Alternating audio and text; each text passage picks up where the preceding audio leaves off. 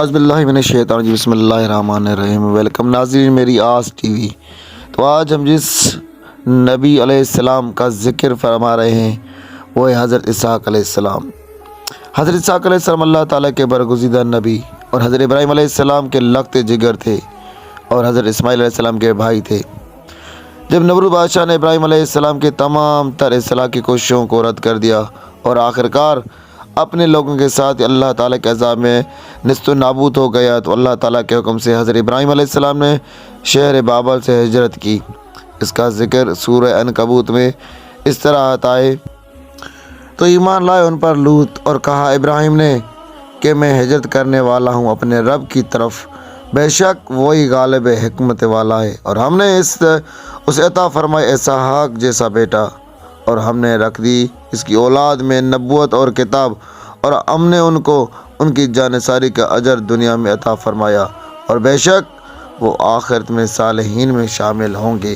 یعنی آپ علیہ السلام پر ایمان لانے والوں میں حضرت لوط علیہ السلام بھی تھے، جو اگرچہ خود نبی تھے اور وہ بھی آپ کے ہمراہ ہجرت کی اور سفر میں شامل تھے۔ حضرت ابراہیم علیہ السلام کے حضرت لوط کے سکے بھتیجے تھے۔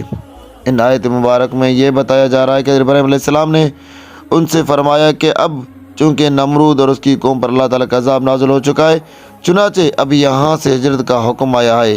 یہ سن کر حضرت لوط علیہ السلام بھی آپ علیہ السلام کے ہمراہ ہو لیے۔ جس سرزمین کی طرف اللہ کریم کے حکم سے حضرت ابراہیم علیہ السلام نے ہجرت فرمائی وہ ملک شام ہے۔ اس سرزمین کے متعلق اللہ کریم نے ارشاد فرمایا کہ اس سرزمین کی طرف جسے ہم نے بابرکت بنایا تھا تمام جہانوں کے لیے۔ اس کے علاوہ یہ بھی بعض بزرگوں کا خیال ہے کہ بابرکت سرزمین وہ مراد مکہ مکرمہ کی سرزمین ہے، کیونکہ اس میں سب سے پہلے اللہ تعالیٰ کی عبادت کرنے کے لیے مرکزی عبادتگاہ یعنی بیت اللہ شریف تعمیر کی گئی، اور ان کی تعمیرات حضرت ابراہیم علیہ السلام کے مقدس ہاتھوں سے ہوئی۔ حضرت ابراہیم علیہ السلام اور لوط علیہ السلام کے سفر کرتے ہوئے ملک شام میں پہنچے۔ وہاں جا کر ایک شہر جو کہ خزائن الرجا کہلاتا ہے قیام پسند فرمایا۔ جب آپ اس شہر میں پہنچے تو کیا دیکھتے ہیں کہ ہزاروں لوگ نفیس لباس زیب تن کیے ہوئے بہت بڑے میدان کی طرف چلے جا رہے ہیں۔ حضرت ابراہیم علیہ السلام نے وہاں پر موجود لوگوں سے پوچھا کہ تم سب لوگ اتنے بن ٹھن کر اس میدان کی طرف کیوں جا رہے ہو؟ تو انہوں نے کہا کہ بادشاہ کی ایک شہزادی ہے اور وہ بہت ہی خوبصورت ہے، اس جیسی لڑکی اس وقت پوری دنیا میں کوئی نہیں، ہر ملک کے بادشاہ اور شہزادے اس سے شادی کی خواہش مند ہیں، مگر وہ یہ کہتی ہے کہ شادی میں اپنی پسند کی کروں گی۔ آج 7واں روز ہے، لوگ بن سور کر جاتے ہیں اور وہ لڑکی ان سب کو دے کر انکار کر دیتی ہے۔ یہ سن کر آپ علیہ السلام نے بھی انہی لوگوں میں شامل ہو گئے اور اسی میدان کے ایک کونے میں جا کر بیٹھ گئے۔ دوپہر کا وقت شہزادی اپنے خاص کنیزوں کے ہمراہ نقاب اپنے چہرے پر لگائے ہوئے آئی اور سب کو دیکھنے لگی۔ جب وہ حضرت ابراہیم علیہ السلام کے قریب پہنچی تو اس نے ایک ہی نور میں آپ علیہ السلام کی پیشانی پر چمکتا دیکھا۔ وہ شہزادی اس نور کو دیکھ کر فریفتہ ہو گئی اور موتیوں کا ہار آپ علیہ السلام کی گود میں ڈال کر اپنی آمادگی کا اظہار کر دیا اور جا کر اپنے زرین تخت پر جا بیٹھی۔ بادشاہ کے مصاحبین نے آپ علیہ السلام کو بادشاہ کے روبرو پیش کیا۔ دراصل وہ نور جس کو دیکھ کر شہزادی فریفتہ ہو گئی تو نور محمدی صلی اللہ علیہ وسلم تھا، جو کہ آپ علیہ السلام کی پیشانی پہ نمودار ہوا۔ آپ بادشاہ نے اپنی بیٹی کو سمجھایا کہ اگرچہ یہ بندہ نیک دکھائی دیتا ہے مگر غریب ہے۔ شہزادی نے کہا شادی کروں گی تو اسی کے ساتھ کروں گی۔ چنانچہ بادشاہ نے حضرت ابراہیم علیہ السلام کے ساتھ اس کی شادی کر دی۔ یوں پورے ملک میں خوشی کی لہر دوڑ گئی۔ اس شہزادی کا نام حضرت سارہ ہے۔ اب وہاں سے کچھ عرصے کے بعد حضرت ابراہیم علیہ السلام نے کوچ کا ارادہ فرمایا تو حضرت سارہ نے ساتھ چلنے پر اصرار کیا۔ چنانچہ حضرت ابراہیم علیہ السلام نے اس کے والد سے اجازت لے کر انہیں بھی اپنے ہمراہ لے لیا۔ حضرت ابراہیم علیہ السلام کا رخ اب ملک مصر کی جانب تھا۔ اثناء راہ معلوم ہوا کہ مصر کا بادشاہ بہت ظالم اور بد کردار ہے، بالخصوص نئی نویلی دلہن کا شدید دشمن ہے۔ جو بھی اس کے مملک میں داخل ہوتا ہے اس کی عورت کو چھین لیتا ہے۔ یہ سن کر حضرت ابراہیم علیہ السلام اندیشہ کرنے لگے، کیوں نہ آپ بزرگ شخصیات تھے جبکہ حضرت سارہ کے برابر کوئی حسینہ نہ تھی، مگر اس راستے کے علاوہ دوسرا کوئی راستہ نہ تھا۔ آخر آپ نے یہ فیصلہ کیا کہ ایک صندوق میں حضرت سارہ کو بند کر کے باہر سے تالاب لگا دیا، جائے۔ جب شہر میں داخل ہوئے تو محصول والے آ کر صندوق کو کھولنے لگے تاکہ اس کے جنس دے کر اس کے مطابق اس کا محصول وصول کریں۔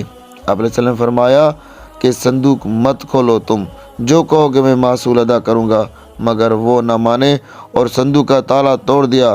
ڈھکنا اٹھایا تو ایک حسین و جمیل خاتون کو دیکھ کر دنگ رہ گئے۔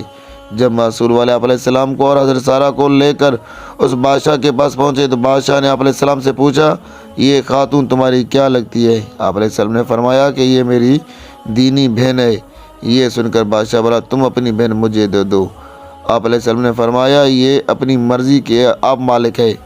بادشاہ نے اپنی کنیزوں سے کہا کہ اس خاتون کو نہلا دہلا کر خوبصورت کپڑے پہنا کر میرے سامنے پیش کرو۔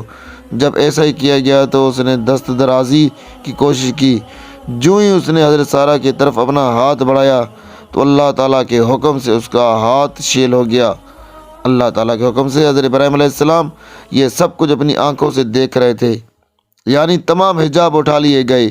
اس بادشاہ نے جب حضرت سارہ کی طرف قدم بڑھانا چاہا تو وہ گھٹنوں تک زمین میں دھنس گئی۔ یہ دیکھ کر ملعون کہنے لگے، یہ تو جادوگر ہے۔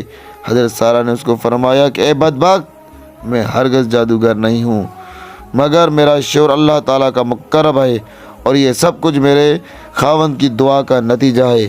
اس کے بعد اس بادشاہ نے سچے دل سے توبہ کی اور حضرت ابراہیم علیہ السلام کو بلوایا اور آپ علیہ السلام سے معافی کا طلبگار ہوا۔ آپ علیہ السلام نے فرمایا، یہ جو کچھ بھی ہوا یہ سب اللہ تعالیٰ کے حکم سے ہوا ہے جو کہ تمام جہانوں کا رب ہے۔ چنانچہ آپ نے اس بادشاہ کو معاف فرما دیا۔ بادشاہ نے اب ہر طرح سے آپ دونوں کی خدمت گزاری شروع کر دی اور ہر طرح آپ دونوں کا خیال رکھنا شروع کر دیا۔ جب کچھ عرصہ گزر گیا تو اللہ تعالیٰ کے حکم سے حضرت ابراہیم علیہ السلام نے وہاں سے بھی ہجرت کی اور مصر کے بادشاہ نے بہت زیادہ کوشش کی کہ آپ دونوں کو مصر میں رکھے، مگر ابراہیم علیہ السلام نے فرمایا کہ اب ہمارے یہاں سے رخصت ہونے کا وقت آ چکا ہے، ہم مزید یہاں ٹھہر نہیں سکتے۔ جب بادشاہ نے دیکھا کہ آپ یہاں مزید رکنے والے نہیں تو اس نے آپ علیہ السلام کے ہمراہ ڈھیروں مال و متاع کے علاوہ کثیر تعداد میں غلام اور کنیزیں بھی روانہ کی، جبکہ حضرت سارہ کو بطور خاص ایک نہایت حسین و جمیل و کنیز ہاجرہ نامی دی اور اپنی غلطیوں کی کوتاہیوں کی معافی بھی چاہی۔ حضرت ابراہیم علیہ السلام اور آپ کی زوجہ محترمہ اور اولاد سے تقریباً نا امید ہو چکے تھے، کیونکہ حضرت ابراہیم علیہ السلام کی عمر 90 برس کے قریب تھی، جب سارہ کی عمر بھی خاصی زیادہ ہو چکی تھی۔ اگرچہ 13 برس قبل حضرت ابراہیم علیہ السلام کے یہاں حضرت اسماعیل علیہ السلام کی ولادت ہو چکی تھی، مگر حضرت سارہ سے نہیں بلکہ حضرت ہاجرہ سے۔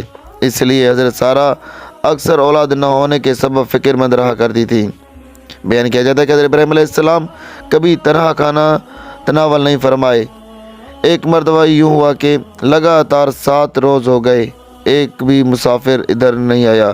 7ویں روز کے بعد اللہ تعالیٰ کے حکم سے 12 آدمی اعلیٰ کپڑوں میں ملبوس آپ کے ہاں آئے۔ انہوں نے آ کر سلام کیا۔ آپ علیہ السلام نے جواب دیا کہ یہ مسافر لوگ ہیں۔ آپ علیہ السلام نے ان سب کو اپنے گھر میں بٹھایا اور اپنی زوجہ محترمہ سے فرمایا کہ اے سارہ، 7 روز کے بعد ہمارے یہاں معزز و مکرم مہمان آئے ہیں، جو چیز تمہیں زیادہ عزیز ہے وہ لے آؤ۔ انہوں نے عرض کیا کہ میں تو اپنے اس بچڑے سے زیادہ عزیز کسی چیز کو نہیں رکھتی، میں نے اسے بڑے پیار سے پالا ہے۔ چنانچہ وہ بچڑا بھون کر مہمانوں کے آگے رکھ دیا گیا۔ حضرت ابراہیم علیہ السلام سر جھکا کر کھانے لگے، کیونکہ آپ علیہ السلام نے تو 7 روزے کچھ کھایا ہی نہیں تھا۔ حضرت سارہ نے پردے کی اونٹ سے جو دیکھا کہ وہ حیران رہ گئی کہ یہ مہمان تو کچھ کھاتے ہی نہیں۔ انہوں نے حضرت ابراہیم علیہ السلام سے کہا، آپ علیہ السلام تو کھا رہے ہیں مگر آپ کے مہمان تو کچھ بھی نہیں کھا رہے ہیں۔ اس کے بعد آپ علیہ السلام نے مہمانوں سے پوچھا کہ میرے معزز مہمانوں، کیوں کھانا نہیں کھاتے ہو؟ انہوں نے کہا، ہم لوگ تو بغیر قیمت کے کھانا نہیں کھاتے۔ حضرت ابراہیم علیہ السلام نے فرمایا کہ اچھا، تو پھر آپ کی اس قیمت کو ادا کر دیا جائے گا۔ انہوں نے قیمت دریافت کی تو آپ علیہ السلام نے فرمایا کہ اس کی قیمت تو یہ ہے کہ آپ لوگ تمام بسم اللہ الرحمن الرحیم کہہ کر کھانا شروع کر دیں اور اس کی قیمت ادا ہو جائے گی، اور جب کھانے سے فارغ ہو جائیں گے تو پھر الحمدللہ کہہ دیں، یہی اس کی قیمت ہوگی۔ اس کے بعد فرشتوں نے آپ کو بتلایا کہ ہم رب العالمین نے آپ علیہ السلام کے پاس بھیجا، کیونکہ آپ کے مسافر کے بغیر کھانا تناول نہیں فرماتے، اور آج 7واں روز تھا، آپ علیہ السلام نے کھانا نہیں کھایا تھا चुनाचे मलाइका मुसाफिरों के भेस में आपकी खिदमत में हाजिर हुए। अल्लाह करीम ने कुरान मजीद में सूरह हिजर में इरशाद फरमाया है कि ए हबीब, क्या पहुंची है खबर आपको इब्राहिम के मोअज़्ज़िज़ मेहमानों की। जब वो आपके पास आए तो उन्होंने सलाम अर्ज़ किया। आपने फरमाया था फिर भी सलाम हो। दिल से सोचा बिल्कुल अनजान लोग हैं, बस चुपके उसे अपने अहले खाना तरफ ले गए। एक भुना हुआ मोटा ताज़ा बछड़ा ले आए, लाकर उनके करीब रख दिया। फरमाया खाते क्यों नहीं। बस दिल ही दिल में उनकी तरफ से खौफ खाने लगे। वो बोले डरिए नहीं, और उन्होंने आपको बशारत दी कि साहिब इल्म के बेटे की। बस आई आप अलैहिस्सलाम की ज़ौजा चिल्लाती हुई और हैरत ज़दा होकर अपने चेहरे पर तमाचे मारते हुए बोली, बूढ़ी हूँ, बांझ हूँ, क्या मेरे यहाँ बच्चा होगा। उन्होंने कहा ऐसा ही होगा। रब्बुल ताला ने फरमाया है बस बेशक वही बड़ा दाना और सब कुछ जानने वाला है। फरिश्तों की उस खुशखबरी को सुनकर न सिर्फ हैरत के हज़रत सारा हैरान हो गई, बल्कि हज़रत इब्राहीम अलैहिस्सलाम भी हैरान रह गए, क्योंकि आप अलैहिस्सलाम को भी इस बात की उम्मीद न थी, क्योंकि आप भी उम्र रसीद हो चुके थे। मगर जब फरिश्तों ने ये कहा कि अल्लाह करीम का हुक्म है, तो आप अलैहिस्सलाम ने चूँकि नबी थे लिहाजा आप खामोश हो गए और आपकी हैरानी बिल्कुल ख़त्म हो गई। मगर बाज़ हज़रत सारा की हैरानगी दूर करने और उन्हें पूरी तरह यकीन दिलाने की खातिर फरिश्तों से फरमाया। सूरह इब्राहीम में वारद होता है कि क्या तुमने उस वक्त मुझे खुशखबरी देने आए जबकि मैं बूढ़ा हो चुका हूँ। बस ये कैसी खुशखबरी है। वो बोले हमने तो बिल्कुल सच्ची खुशखबरी दी है, बस आप न जानिए मायूस होने वालों में, यानी अब किसी को भी शक व शुबा की गुंजाइश ख़त्म कर दी। जब फरिश्तों ने हज़रत सारा को तसल्ली दी और यकीन दिलाया, इस तरह के फरिश्तों ने हज़रत इब्राहीम अलैहिस्सलाम को भी मुकम्मल तौर पर यकीन दिलाया कि उनके यहाँ एक साहिब इल्म बेटा पैदा होगा। सूरह हूद में अल्लाह रब्बुल इज़्ज़त का यह भी इरशाद है, तर्जुमा, तो हमने खुशखबरी दी सारा को इसहाक की और इसहाक के बाद याकूब की। यानी अल्लाह करीम ने पूरी तरह हज़रत सारा के तशफ़ई चाहते हुए उन्हें से खिताब फरमाया कि ये नहीं कि उन्हें बेटा अता किया जाएगा, बल्कि उन्हें पोता भी अदा किया जाएगा जिसका नाम याकूब होगा। ये ऐसी खुशखबरी थी कि हज़रत इब्राहीम अलैहिस्सलाम और हज़रत सारा दोनों ही हदूद दर्जा खुश हो गए।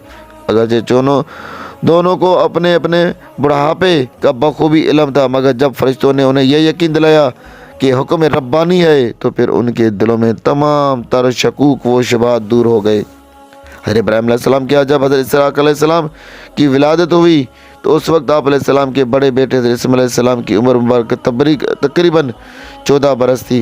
हज़रत इब्राहीम अलैहिस्सलाम की उम्र सईद उस वक्त 100 बरस के करीब थी और आपकी ज़ौजा मोहतरमा हज़रत सारा की उम्र तकरीबन 90 बरस के करीब थी।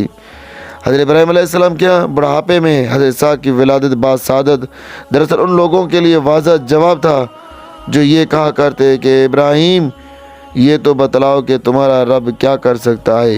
ये वाज़ह जब था कि रब करीम अगर चाहे तो उस वक्त औलाद अता फरमा दे जब बद्दा बिल्कुल बूढ़ा हो चुका हो, और यही नहीं बल्कि उसकी बीवी भी बुढ़ापे में दाखिल हो चुकी हो। बेशक अल्लाह ताला हर चीज़ पर कादिर है। बिलाशुबा ये शर्फ हज़रत इब्राहीम अलैहिस्सलाम और हज़रत सारा सलाम को यह हासिल है कि उनके बेटे और पोते ही नहीं बल्कि पोतों के पोते भी जलील कदर नबी गुजरे हैं। अगरचे हज़रत इब्राहीम अलैहिस्सलाम हज़रत हाजरा बीबी के बतन अतर से हज़रत इस्माईल अलैहिस्सलाम की विलादत बासादत 12-13 बरस कबल हो चुकी थी, मगर हज़रत इब्राहीम अलैहिस्सलाम ने अपनी ज़ौजा मोहतरमा हज़रत हाजरा बीबी और अपने लगते जिगर हज़रत इस्माईल अलैहिस्सलाम को अल्लाह ताला के हुक्म से बेआब वो गया वादी में छोड़ दिया था। उसके बाद आप वापस फ़लस्तीन में अपनी ज़ौजा मोहतरमा हज़रत सारा बीबी के पास तशरीफ़ ले आए थे। चुनांचे आप अलैहिस्सलाम को औलाद की कमी तो महसूस होती थी और आप अलैहिस्सलाम बारगाह रब्बुल इज़्ज़त में औलाद की दुआ भी अक्सर किया करते थे।